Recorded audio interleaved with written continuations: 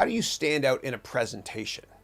The rule of three, keep it short and simple and short. Yeah. And you're quoting one of my courses, my complete presentation course.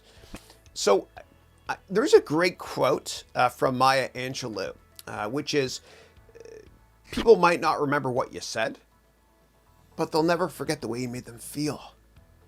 And so I think that what's often overlooked when it comes to presenting is delivery and trying to be different as well. And actually, I'll show you my rules that I came up with.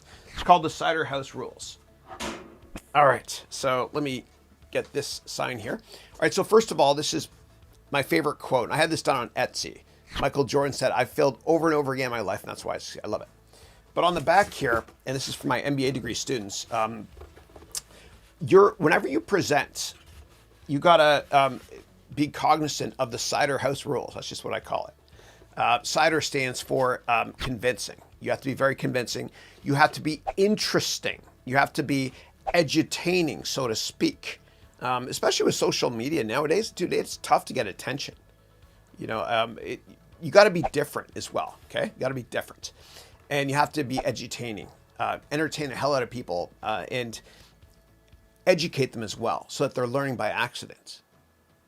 And it has to be relevant as well. And so every bullet point you put on your slide, you got to ask yourself the Miles Davis test, which is 2 words. So what? And that's a great Miles Davis, God bless him, he's no longer with us, a great Miles Davis album years ago. It was called So What? Great song too. Is it relevant? Every bullet point you put down, ask yourself, so what? So what? Is it relevant? If you keep these Cider House rules in mind when you create your presentation, you'll do exceptionally well. Because I humbly believe that one speech by you can change your life.